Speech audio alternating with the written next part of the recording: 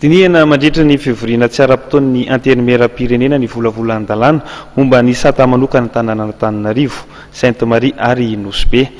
Momba ny sata manokana tanàna Antananarivo manokana dia nitondra sosokevitra entina hanatsarana izany piasan'ny commune ary ny avy amin'ny fokontany 2.20 eto Antananarivo renivohitra. Tokony ben'ny tanàna no mifidy mivantana ny maire adjoint délégué ny anivon'ny boriboritany enina ary tokony omena fahaleovantena ara-bola ihany koa ny boriboritany. Tokony fidin'ny vahoaka mivantana ao anaty fivoriam-be pokotany, andaninany filoha-pokotany, ireo sosokevitra roso mipiasan'ny commune Antananarivo renivohitra entina hanatsarana ny volavolan-dalàna momba ny sata manokana ny tanàna Antananarivo. Fantsina maro be mihitsy raha ny ty article ty no tantaraina eto ngamba lany andro eto sika fa ny votoatiny fotsiny ngamba lazaiko dia hoe ny maire adjoint délégué dia solona fotsiny délégué au maire mahateny azy zay satria délégué ny maire izy dikan'izay ny maire be ny tanàna ihany no manendry directa ny délégué zay iara-iasa aminy. Faharoa manarakarak'izay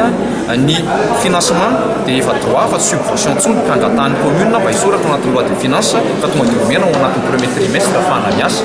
Fahaefatra ihany koa izay goavana dia mikasika ny fokotany. Ny fokotany ny ratsana voalohany izany hoe de proximité eny amin'ny vahoaka ka alao omena fahefana bebe kokoa ny fokotany ohatra amin'izany zao hoe ny fifidianana anazy zany dia apetraka eo amin'ny fivoriam-pokon'olona manolotra olona anankiray izay ekeny be sy maro tsy dimy teo mantsy dimy dia mbola ny préfet no mifidy fa ty ray dia ino no areten'ny maire ino no ekeny rehetra hitondra azy miara-miasa amin'ny maire izy misy karazana ihany moa zany efa napetraka zao avy ny avaika fokotany fa mbola afaka ampiny zany zavatra any ao anatin'ny fivoriana. Momba ny fitantanana fokotany manokana fikambanan'ny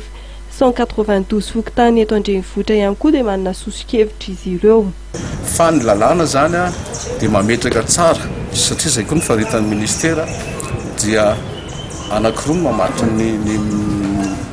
miahan'ny fokotany sady miahan'ny fokotany ny fanjakana mahade concentration anazy ary ny commune koa izay